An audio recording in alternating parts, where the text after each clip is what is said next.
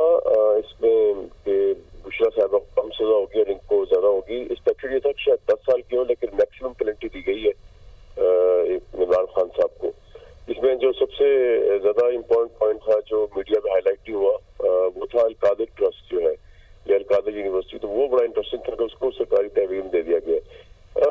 बड़ा बदकिस्मत दिन है पाकिस्तान में डेमोक्रेसी के लिए कि एक साबिक प्राइम मिनिस्टर, एक और साबिक प्राइम मिनिस्टर जो है वो करप्शन के चार्जेस के अंदर कन्विक्ट हुए। लेकिन अब पाकिस्तान में होता ये है कि इससे पहले हमने देखा कि नवाज शरीफ साहब भी कन्विक्ट हुए थे और जिस शतुमत से हमने ये समझा था कि वो मुजरिम है, उसी शतुमत से जो है वो बाइज्जत बरी भी फिर हुए।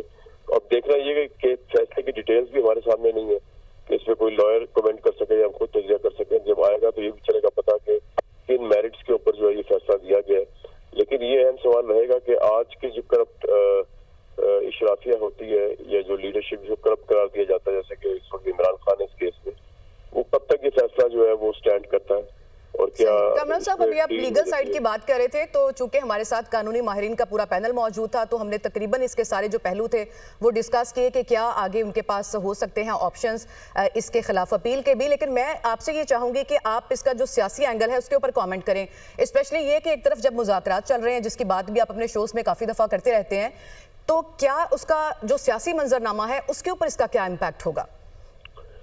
एक्चुअली तो इस केस के फैसले से पहले ही तहरीक इंसाफ ने भी कह दिया था कि इस फैसले से कोई फर्क ही पड़ेगा मुज़ाकरात पे, और हुकूमत ने भी ये कहा हुआ था।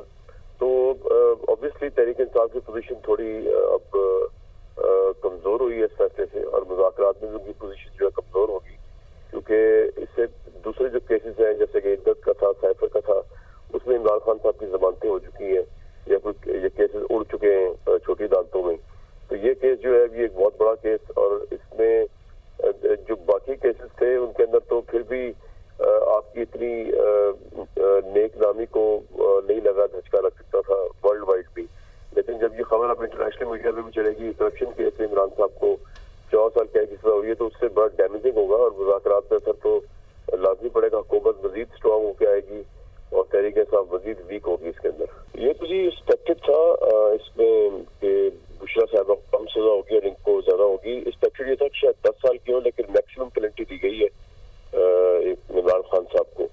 इसमें जो सबसे ज्यादा इम्पोर्टेंट पॉइंट था जो मीडिया में हाईलाइट नहीं हुआ वो था अल कादिर ट्रस्ट जो है या अल कादिर यूनिवर्सिटी, तो वो बड़ा इंटरेस्टिंग था कि उसको सरकारी तहवीम दे दिया गया।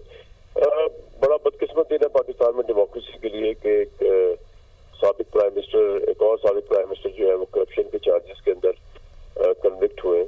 लेकिन अब पाकिस्तान में होता ये है कि इससे पहले हमने देखा कि नवाज शरीफ साहब भी कन्विक्ट हुए थे और जिस शतुमत से हमने ये समझा था कि वो मुजरिम है, उसी शतुमत से जो है वो बाइज्जत बरी भी फिर हुए। अब देखना ये कि फैसले की डिटेल्स भी हमारे सामने नहीं है कि इसमें कोई लॉयर कमेंट कर सके या हम खुद तजिया कर सकें। जब आएगा तो ये भी चलेगा पता कि किन मेरिट्स के ऊपर जो है ये फैसला दिया गया है। लेकिन ये अहम सवाल रहेगा कि आज की जो करप्ट इशराफिया होती है या जो लीडरशिप जो करप्ट करार दिया जाता है, जैसे कि इस वक्त इमरान खान इस केस में, वो कब तक ये फैसला जो है वो स्टैंड करता है और क्या। कमरान साहब, अभी आप लीगल साइड की बात कर रहे थे, तो चूंकि हमारे साथ कानूनी माहिरीन का पूरा पैनल मौजूद था तो हमने तकरीबन इसके सारे जो पहलू थे वो डिस्कस किए कि क्या आगे उनके पास हो सकते हैं ऑप्शंस इसके खिलाफ अपील के भी। लेकिन मैं आपसे ये चाहूंगी कि आप इसका जो सियासी एंगल है उसके ऊपर कॉमेंट करें, स्पेशली ये कि एक तरफ जब मुज़ाकरात चल रहे हैं जिसकी बात भी आप अपने शोज में काफ़ी दफ़ा करते रहते हैं, तो क्या उसका जो सियासी मंजरनामा है उसके ऊपर इसका क्या इम्पैक्ट होगा? एक्चुअली तो इस केस के फैसले से पहले ही तहरीक इंसाफ ने भी कह दिया था कि इस फैसले से कोई फर्क ही पड़ेगा मुज़ाकरात पे, और हुकूमत ने भी ये कहा हुआ था। तो ऑब्वियसली तहरीक इंसाफ की पोजीशन थोड़ी अब कमजोर हुई है इस फैसले से, और मुज़ाकरात में भी उनकी पोजीशन जो है कमजोर होगी, क्योंकि इससे दूसरे जो केसेस हैं जैसे कि इद्दत का था, साइफर का था, उसमें इमरान खान साहब की जमानतें हो चुकी हैं या कोई ये केसेस उड़ चुके हैं छोटी अदालतों में। तो ये केस जो है ये एक बहुत बड़ा केस, और इसमें जो बाकी केसेस थे उनके अंदर तो फिर भी आपकी इतनी नेक नामी को नहीं लगा, झटका लग सकता था वर्ल्ड वाइड भी। लेकिन जब ये खबर अब इंटरनेशनल मीडिया में भी चलेगी करप्शन केस में इमरान साहब को 14 साल कैद की सजा हुई है, तो उससे बड़ा डैमेजिंग होगा और मुज़ाकरात पे असर तो लाजमी पड़ेगा। हुकूमत मजीद स्ट्रॉन्ग होकर आएगी और तहरीक इंसाफ मजीद वीक होगी इसके अंदर। आइन और कानून के मुताबिक और कानूनी जंग को अदालत में लड़ना है और इसमें प्रोसिक्यूशन ने अपना पूरा किरदार अदा किया और अदालत ने भी आज इस फैसले में करार दिया कि प्रोसिक्यूशन अपना जो साबित कर दिया है और इसके बाद अदालत ने ये सजा सुनाई। ठीक है अहमद भट्टी, हमें ये भी बताइएगा कि इस केस में टोटल कितनी समातें हुई हैं और फिर इस केस में प्रोसिक्यूशन की जानिब से कितने गवाहान को पेश किया गया और हक के दिफा के तौर पर डिफेंस ने कितने गवाहान को पेश किया था? जी, इस केस की तकरीबन 150 के लगभग समातें हुई हैं, जिसमें इस एक साल के दौरान इस केस को मुकम्मल सुना गया और 150 समातों में ये मुकम्मल किया गया है। और इसमें इंतहाई अहम बात यह है कि प्रोसिक्यूशन की वकालत फ़ाई की जानिब से अपने हक में कोई किसी भी गवाह को पेश नहीं किया गया, ना ही कोई और दीगर शवाहिद पेश किए गए हैं, जबकि उन्होंने अपने 342 के बयान में पहले ये कहा था कि हम अपने गवाह पेश करेंगे, लेकिन उन्होंने बाद में यह हसफ करवा दिया और ये अपने बयानात नहीं दिए। इसमें कुल जो गवाहों की तादाद है वो नायब की जानिब से 59 गवाह थे, जिनमें से 35 गवाहों के बयान रिकॉर्ड हुए और 24 को तर्क कर दिया गया। और इन 35 में जो अहम गवाह में स्टार विटनेस जिसको कहते हैं, उसमें जुबैदा जलाल और जो बानी पीटीए और साबिक वज़ीर-ए-आज़म के प्रिंसिपल सेक्रेटरी आजम खान है वो शामिल थे, उनका बयान हुआ था।